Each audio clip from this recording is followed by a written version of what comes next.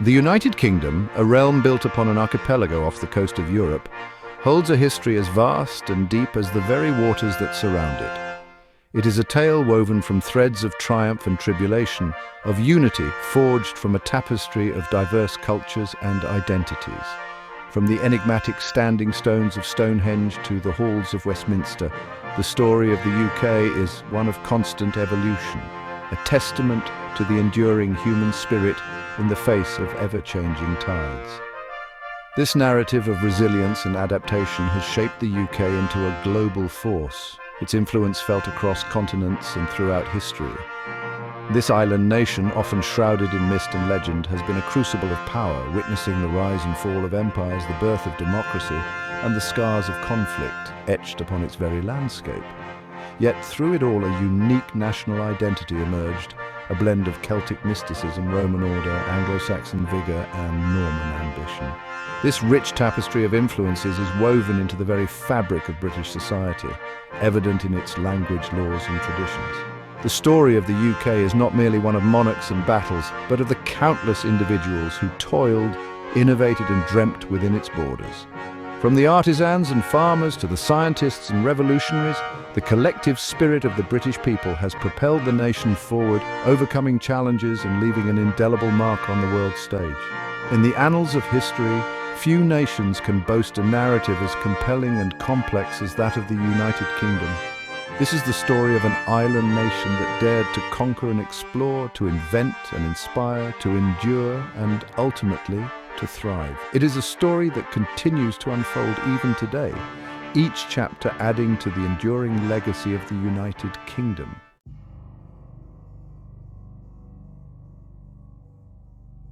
Long before the arrival of Roman legions, the British Isles were shrouded in the mists of prehistory, home to a people known as the Celts. These were not a unified nation, but a collection of tribes, each with its own king or queen, its own customs and dialects. They were skilled artisans, fierce warriors, and their lives were deeply intertwined with the natural world. Their priests, the Druids, held sway over the people, interpreting the will of the gods and performing rituals at sacred sites. Scattered across the land are echoes of these ancient people, monuments that whisper tales of their beliefs and ingenuity. Stonehenge, a ring of towering stones precisely arranged on Salisbury Plain, stands as perhaps the most enduring enigma of pre-Roman Britain. Was it a temple, a celestial calendar, or a burial ground for revered ancestors? The answer remains elusive, lost to the depths of time. Yet Stonehenge is but one piece of the puzzle. Across the British Isles, from the rugged hills of Scotland to the windswept coasts of Cornwall, lie remnants of a vibrant and complex society. Hill forts, defensive structures built atop strategic heights dot the landscape, silent sentinels of a time when tribal rivalries flared into conflict. Intricate metalwork such as the Battersea Shield, recovered from the River Thames, speaks to the artistic skill and craftsmanship of the Celtic peoples. The Celts were a people of two worlds, the physical and the spiritual. They honored the spirits of nature, the rivers, forests, and animals that sustained them. Their bards, skilled storytellers and musicians, kept their history and legends alive through song and verse. They were a people connected to the land, their lives governed by the rhythms of the seasons and the cycles of nature. It was into this world, rich in tradition and mystery, that the Roman Empire would soon cast its shadow.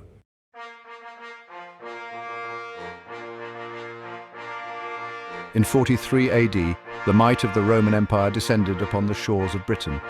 Emperor Claudius, eager to add another jewel to his crown, dispatched 4 legions to subdue the island and bring it under Roman rule. The Celts, known for their ferocity in battle, fought valiantly against the invaders, but the discipline and organization of the Roman legions ultimately prevailed. Thus began a new chapter in the history of Britain, one that would leave an indelible mark on the land and its people. The Romans were masters of engineering and administration. They set about transforming the island, carving roads through dense forests, bridging rivers, and establishing towns and cities that would become centers of Roman culture and commerce. Londinium, a trading post strategically located on the River Thames, would blossom into a bustling metropolis, the seed from which modern London would eventually sprout. Roman law and order were imposed, bringing with them a degree of stability and prosperity previously unknown in Britain. The Romans brought with them their gods and goddesses, their language and customs, their love of baths and public spectacles. The native Celts, while initially resistant, gradually assimilated into Roman life, adopting Roman ways and contributing to the cultural melting pot that Britannia was becoming. Yet Roman rule was not without its challenges. Rebellions flared up periodically, a testament to the enduring spirit of the Celtic people. Boudica, queen of the Iceni tribe, led a particularly fierce uprising against Roman authority, her name forever etched in the annals of British history as a symbol of defiance against tyranny. Despite these acts of resistance, Roman influence permeated British society, laying the foundation for a new era.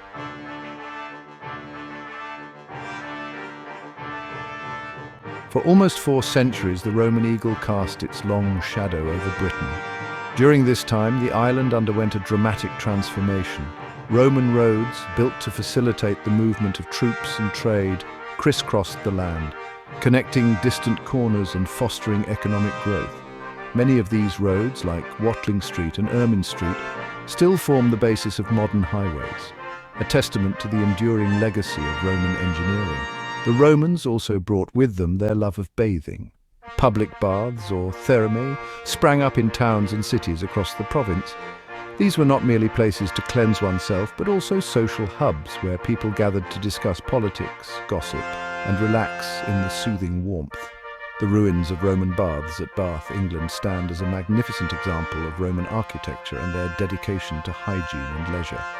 Perhaps the most imposing symbol of Roman power in Britain was Hadrian's Wall.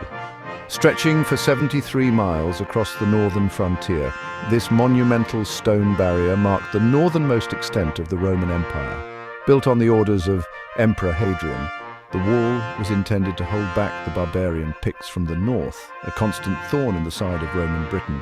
By the 5th century AD, however, the Roman Empire was in decline, beset by internal strife and external pressures. In 410 AD, Roman legions were withdrawn from Britain, leaving the island vulnerable to new threats. The departure of the Romans marked the end of an era, but their influence on the course of British history would be profound and long-lasting. The seeds of Roman civilization planted centuries earlier would take root and flourish, shaping the destiny of the island nation for centuries to come.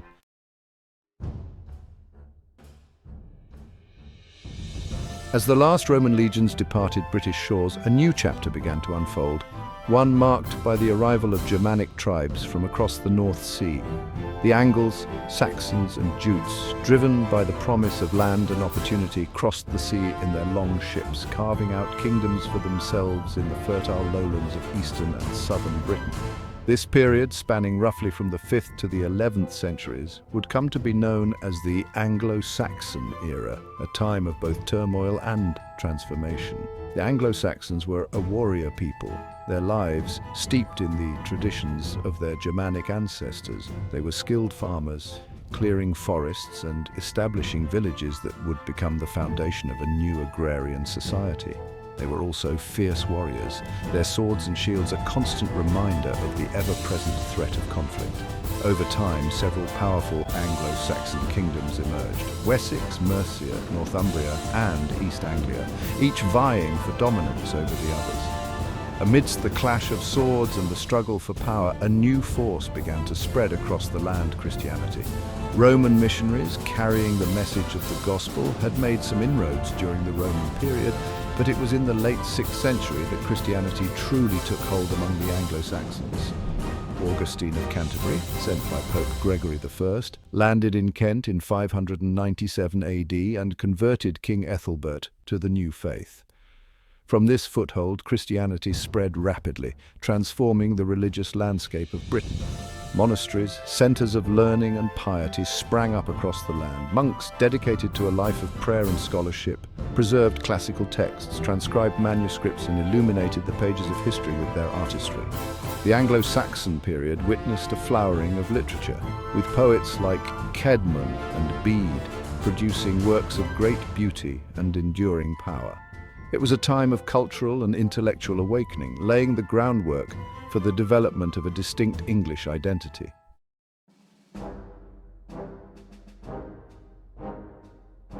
Just as the Anglo-Saxon kingdoms began to consolidate their power, a new threat emerged from the north, the Vikings. Hailing from Scandinavia, these fierce warriors, driven by a thirst for plunder and conquest, descended upon the coasts of Britain in their longships, leaving a trail of fire and destruction in their wake.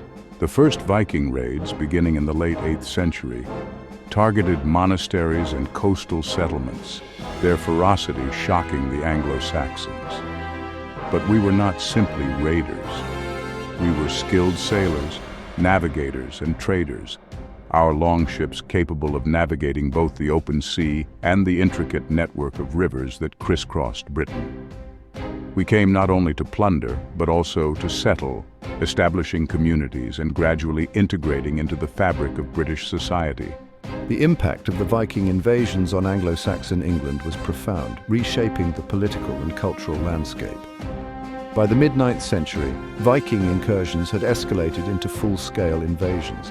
Large swaths of eastern and northern England fell under Viking control, an area that would come to be known as the Danelaw. The Danelaw was not a unified kingdom, but rather a collection of Viking-ruled territories, each with its own customs and laws.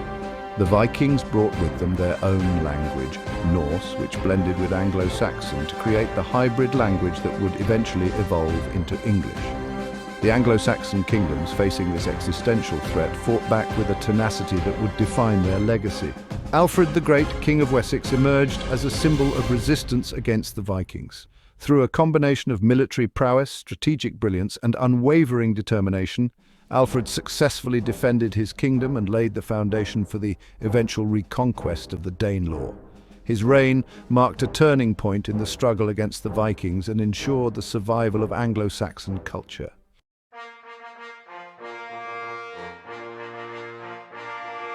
The year 1066 stands as a pivotal moment in British history, a year that would forever alter the course of the nation. In that fateful year, William, Duke of Normandy, a region in northern France, laid claim to the English throne, setting in motion a chain of events that culminated in the Norman conquest. A seismic event that would reshape the political, social, and cultural landscape of England. William, known to history as William the Conqueror, was a descendant of Viking raiders who had settled in Normandy centuries earlier. He was a skilled warrior and a shrewd strategist, determined to assert his claim to the English throne, which he believed was rightfully his. His opportunity came with the death of the childless Edward the Confessor, King of England, in January 1066. Edward's death triggered a succession crisis with several claimants vying for the throne. Among them was Harold Godwinson, a powerful Anglo-Saxon earl who had been crowned king shortly after Edward's death. William, outraged by what he saw as a usurpation of his rightful inheritance, assembled a formidable army and set sail across the English Channel, landing at Pevensey Bay in September 1066. The ensuing clash between the Norman and Anglo-Saxon armies, fought near Hastings on October 14, 1066, would prove to be one of the most significant battles in English history. The Normans, with their superior cavalry and archers, ultimately prevailed. Harold Godwinson was slain, and William emerged victorious, securing his claim to the English throne. The Norman conquest had begun.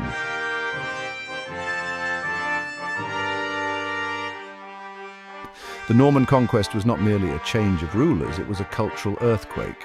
William the Conqueror, now firmly established as King of England, set about transforming the nation he had conquered. He rewarded his Norman followers with grants of land, displacing Anglo-Saxon nobles and establishing a new feudal system with himself at its apex. This system, based on oaths of loyalty and military service, would form the bedrock of English society for centuries to come. To consolidate his grip on power, William ordered the compilation of the Domesday Book, a comprehensive survey of landholdings and resources in England. This monumental undertaking, completed in 1086, provided the Norman monarchy with an unprecedented level of administrative control and served as a testament to the organizational prowess of the new regime. The Domesday Book, a treasure trove of historical information, remains a valuable resource for historians to this day. The Norman conquest brought about a profound transformation in the English language and culture. French, the language of the Norman court, became the language of the elite, while English, relegated to the status of a vernacular tongue, continued to evolve among the common people. Over time, a unique blend of French and English emerged, laying the foundation for the development of Middle English, the language of Chaucer and the Canterbury Tales. The Normans also left their mark on the architectural landscape of England. Massive stone castles, symbols of Norman power and authority, sprang up across the land, replacing the wooden Motte and Bailey fortifications of the Anglo-Saxons. The Tower of London, begun by William the Conqueror shortly after his coronation, stands as an enduring symbol of the Norman conquest and its lasting impact on the English psyche.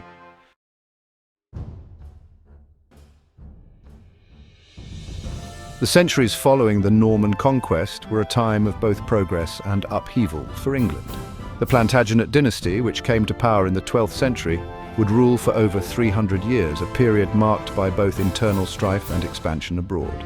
Henry II, the first Plantagenet king, strengthened the English monarchy, reforming the legal system and expanding royal authority. His reign also saw the tragic conflict with Thomas Becket, Archbishop of Canterbury, a clash between church and state that ended in Becket's murder and cast a long shadow over Henry's reign. Richard I, known as Richard the Lionheart, captured the imagination of his contemporaries with his exploits during the Third Crusade. A charismatic but often absent king, Richard spent much of his reign fighting in the Holy Land, leaving the governance of England in the hands of his regents. His younger brother John, who succeeded him in 1199, proved to be a far less capable ruler. John's reign was marked by conflict with his barons, who resented his autocratic rule and heavy taxation. This conflict culminated in the signing of the Magna Carta at Runnymede in 1215, a pivotal moment in the development of English law and constitutional government. The Magna Carta, though originally intended to protect the rights of the barons, established the principle that even the king was subject to the law, a principle that would have far-reaching implications for the future of England. The Plantagenet dynasty reached its zenith under Edward I, a skilled warrior and administrator who conquered Wales and attempted to subdue Scotland. Edward's reign saw the development of Parliament, a representative body that would eventually evolve into the legislative branch of English government. However, the Plantagenet dynasty was ultimately brought down by internal divisions and a series of disastrous military campaigns in France.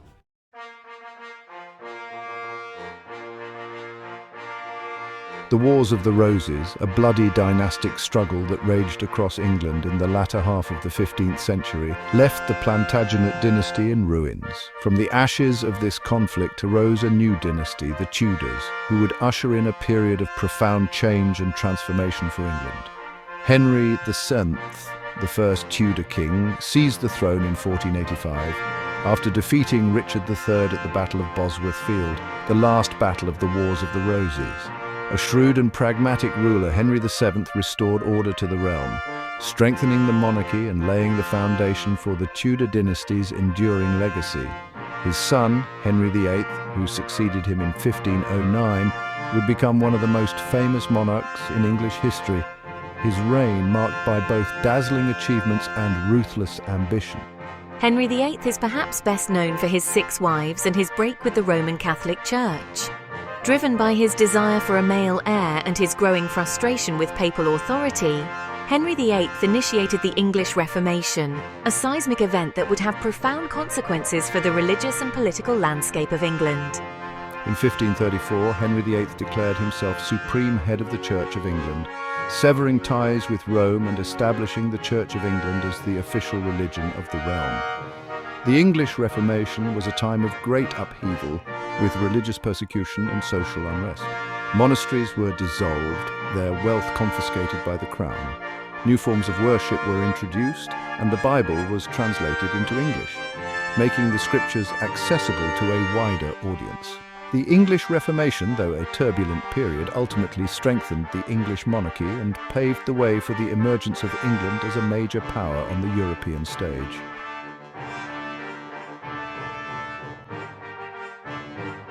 The death of Elizabeth I in 1603 marked the end of the Tudor dynasty and the beginning of the Stuart era. James VI of Scotland, Elizabeth's cousin, ascended to the English throne as James I, uniting the crowns of England and Scotland under a single monarch.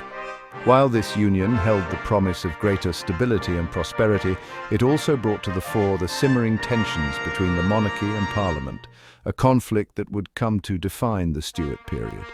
James I, a firm believer in the divine right of kings, clashed repeatedly with Parliament over matters of taxation, religion and foreign policy. The House of Commons, increasingly assertive of its rights and privileges, resisted James's attempts to rule without their consent. This struggle between Crown and Parliament, rooted in fundamental disagreements over the nature of power and authority, would only intensify under James's son and successor, Charles I. Charles I, like his father, believed in the absolute authority of the monarchy. He inherited a kingdom already grappling with religious divisions, economic uncertainty, and a growing sense of dissatisfaction with the Stuart dynasty. Charles's attempts to impose his will on Parliament, coupled with his marriage to a Catholic princess, Henrietta Maria of France, further alienated powerful factions within English society. In 1625, Charles I dissolved Parliament in a fit of anger, determined to rule without their interference. He financed his government through a series of unpopular measures, such as forced loans and the revival of obsolete medieval taxes, which further inflamed tensions with his subjects. Charles's actions, driven by a combination of arrogance, miscalculation, and a fundamental misunderstanding of the changing political landscape, set the stage for a confrontation that would have far-reaching consequences for England.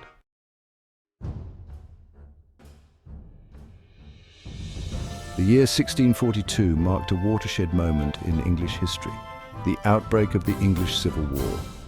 Years of simmering tensions between Charles I and Parliament finally boiled over, plunging the kingdom into a bloody conflict that would pit royalist against parliamentarian, cavalier against roundhead, brother against brother. The immediate trigger for war was Charles I's attempt to arrest 5 members of Parliament whom he accused of treason. This act, seen by many as a direct assault on the very institution of Parliament, ignited a firestorm of protest across the land. Both sides raised armies, and England, once a beacon of stability and order, descended into chaos. The English Civil War was a complex and multifaceted conflict, driven by a tangled web of religious, political, and economic grievances. On one side stood the royalists, who supported the king and the established order. On the other side stood the parliamentarians, a diverse group united by their opposition to Charles I's absolutist rule and their desire for a greater say in the governance of the realm. Among the parliamentarian ranks emerged a figure of extraordinary military and political skill, Oliver Cromwell. A devout Puritan and a gifted soldier, Cromwell transformed the parliamentarian army into a formidable fighting force, his victories at Marston Moor and Naseby proving decisive in the eventual defeat of the royalist forces.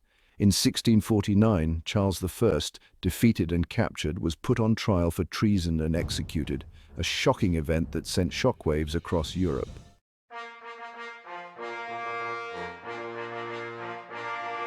The execution of Charles I marked the end of the monarchy, at least for the time being. England, now a republic, was ruled by Parliament, with Oliver Cromwell as its Lord Protector. Cromwell, a figure of immense energy and ambition, set about consolidating his power and reforming the nation according to his Puritan beliefs. He crushed rebellions in Ireland and Scotland, imposed strict moral codes, and sought to establish a godly commonwealth. Cromwell's rule, however, was not without its critics. Many resented his authoritarian style and his suppression of dissent. When he died in 1658, his republic died with him. In 1660, Charles II, the exiled son of Charles I, was invited back to England to reclaim the throne. The monarchy was restored, and the interregnum, as this period of republican rule came to be known, was over. The restoration of Charles II did not, however, signal a return to the status quo ante. The English Civil War and the interregnum had left an indelible mark on the English psyche, transforming the relationship between the monarchy and Parliament. The Glorious Revolution of 1688, which saw the deposition of James II and the installation of William of Orange and Mary II as joint monarchs, further cemented the principle of parliamentary supremacy. The late 17th and early 18th centuries witnessed a period of significant political and economic change for England. The Act of Union in 1707 formally united the kingdoms of England and Scotland, creating the Kingdom of Great Britain. This union, driven by a desire for greater stability and prosperity, would have far-reaching consequences, paving the way for the emergence of Great Britain as a global power and laying the foundation for the British Empire.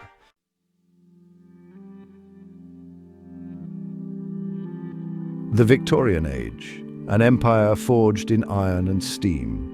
The 19th century dawned bright with the promise of progress, and at the helm of this era stood Queen Victoria, her reign stretching from 1837 to 1901, a period that would become synonymous with the very essence of British identity.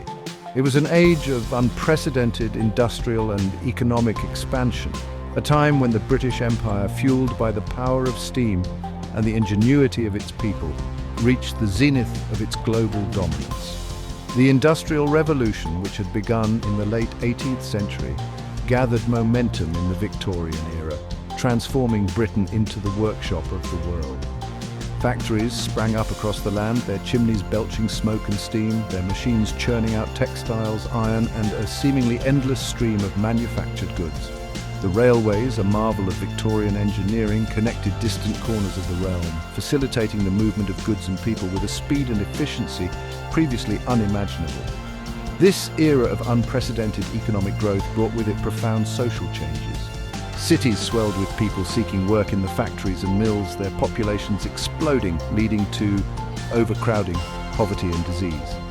The stark contrast between the opulence of the upper classes and the squalor of the working poor became a defining feature of Victorian society, a source of both social conscience and political unrest. Yet amidst the challenges, the Victorian era was also a time of great intellectual and cultural ferment. Charles Darwin's theory of evolution by natural selection, published in 1859, revolutionized scientific thought, challenging long-held beliefs about the origins of life and the place of humanity in the natural world. Charles Dickens, in his novels, captured the spirit of the age, exposing the social ills of Victorian society while celebrating the resilience and compassion of the human spirit.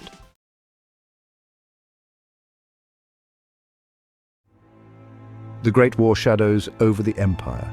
The dawn of the 20th century brought with it the promise of a new era, a century of progress and enlightenment. Yet the seeds of conflict were already being sown, tensions simmering beneath the surface of European diplomacy. In 1914, the assassination of Archduke Franz Ferdinand of Austria-Hungary, heir to the Austro-Hungarian throne, ignited a chain reaction that plunged Europe, and indeed the world, into the abyss of the First World War. Great Britain, bound by treaties and a sense of duty to defend the balance of power in Europe, declared war on Germany on August 4, 1914. What began as a localized conflict quickly escalated into a global conflagration, drawing in nations from across the globe. The British Empire, its vast resources mobilized for war, found itself locked in a struggle of unprecedented scale and ferocity. The First World War, known at the time as the Great War, was a conflict unlike any other. Gone were the days of glorious cavalry charges and Napoleonic battlefields. The Western Front, a labyrinth of trenches stretching from the English Channel to the Swiss border, became a nightmarish landscape of mud, blood and barbed wire. New technologies of war such as machine guns, poison gas and tanks made the battlefield a mechanized slaughterhouse, claiming the lives of millions. The British people, their initial enthusiasm for war tempered by the staggering losses and the horrors of trench warfare, endured. Women, stepping into roles traditionally filled by men, kept the factories running and the home fires burning. On the battlefields of Europe, British soldiers fought with courage and tenacity, their sacrifices etched in the annals of military history. The Battle of the Somme, which raged for over 4 months in 1916, epitomized the brutality of the conflict, claiming over 1 million casualties on both sides.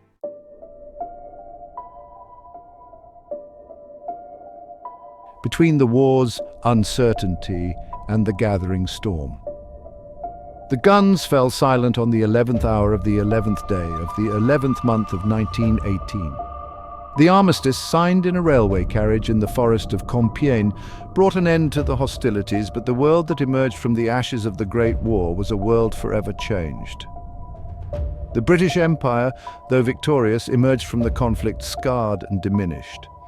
Millions lay dead, their sacrifices commemorated in countless memorials across the land. The economic cost of the war was staggering, leaving Britain deeply in debt. The interwar years were a time of profound uncertainty and social upheaval. The Roaring Twenties, a decade of economic prosperity and social liberation, particularly in the United States, did little to mask the underlying tensions and anxieties that gripped Europe. The Great Depression, which began in 1929, plunged the world into an economic crisis of unprecedented scale. Unemployment soared, businesses failed, and a sense of despair settled over much of the industrialized world.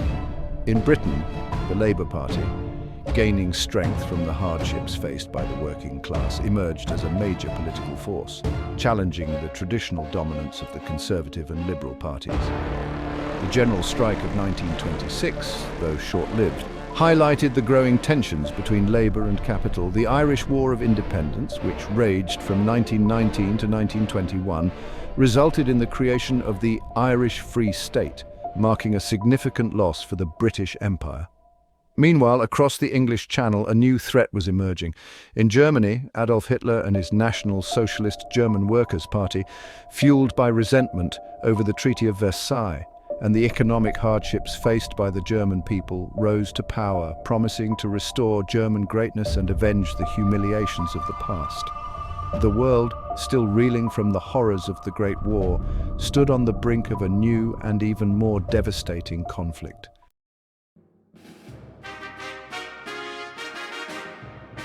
As the 20th century entered its final quarter, the United Kingdom found itself at a crossroads. The post-war consensus, which had guided British politics for a generation, was crumbling in the face of economic stagnation, social unrest, and a growing sense of national malaise.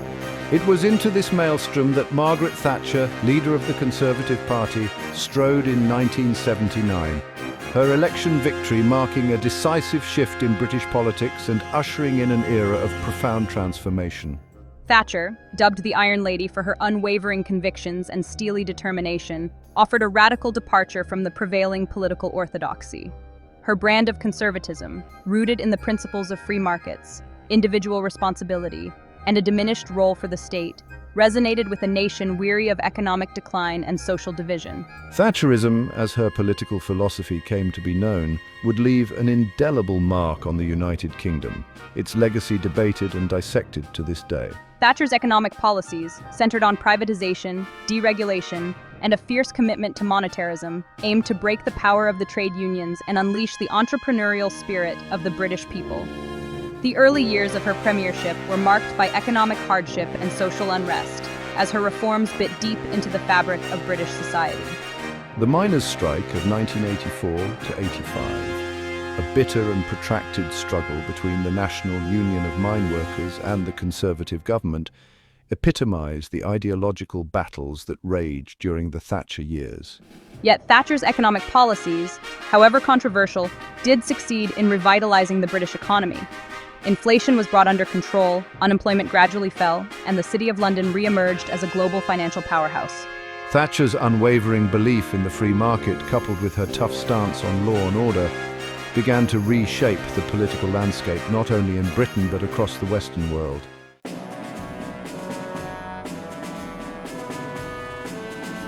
The fall of the Berlin Wall in 1989, followed by the collapse of the Soviet Union in 1991, marked the end of the Cold War and ushered in a new era of globalization.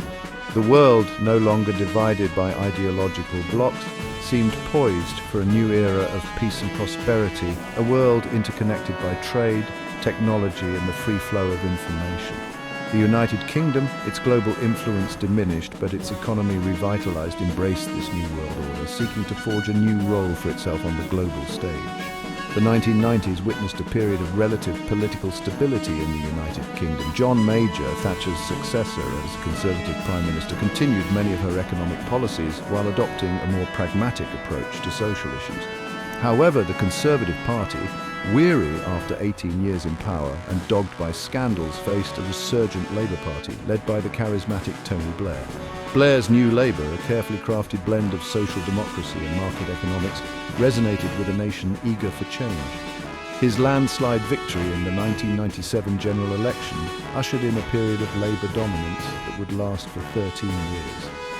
Blair's premiership was marked by a commitment to social justice investment in public services and an interventionist foreign policy, most notably in the aftermath of the 9/11 attacks and the subsequent wars in Afghanistan and Iraq. The dawn of the new millennium brought with it new challenges. The global financial crisis of 2008, triggered by the collapse of the subprime mortgage market in the United States, sent shockwaves through the global economy. The United Kingdom, heavily reliant on its financial sector, was hit particularly hard, plunging into its deepest recession since the 1930s. The Labour government, led by Gordon Brown, who had succeeded Blair in 2007, implemented a series of emergency measures to stabilise the financial system and stimulate the economy.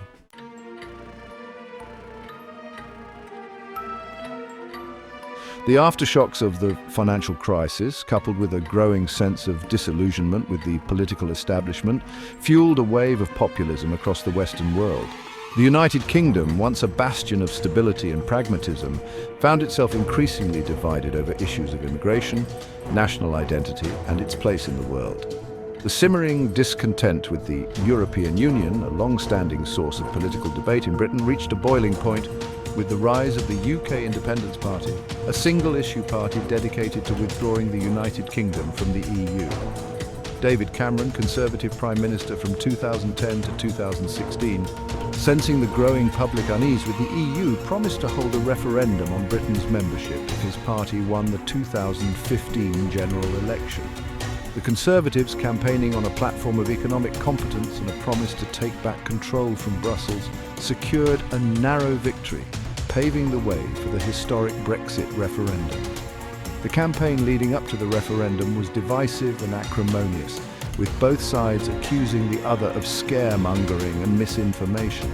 The Leave campaign, tapping into a deep vein of Euroscepticism and a sense of alienation from the political establishment, successfully exploited public anxieties over immigration and sovereignty.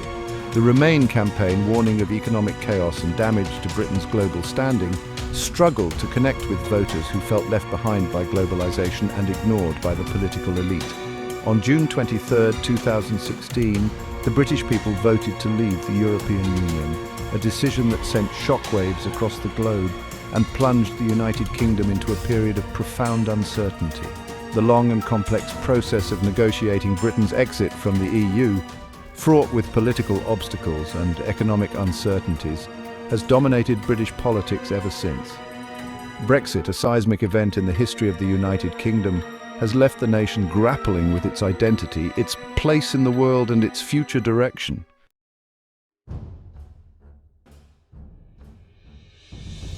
The narrative of the United Kingdom is not confined to the pages of history books. It is a living tapestry woven into the fabric of its vibrant cities, its rolling countryside, and the indomitable spirit of its people.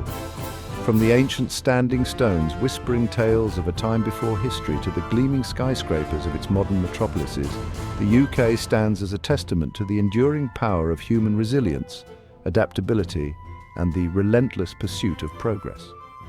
The story of the UK is one of constant evolution, a nation forged from a crucible of invasions, revolutions, and transformations. It is a tale of triumphs and tragedies, of empires won and lost, of social upheaval and political reform. It is a story of kings and queens, of statesmen and revolutionaries, of ordinary men and women who, through their courage, creativity, and unwavering belief in a better tomorrow, shaped the destiny of a nation. The legacy of the United Kingdom is etched upon the world stage. Its language, its laws, its literature, and its culture have left an indelible mark on every corner of the globe. From the bustling streets of Hong Kong to the sun-drenched beaches of Australia, the echoes of the British Empire, for better or for worse, can still be heard. The United Kingdom, though its global influence may have waned, remains a nation of profound significance.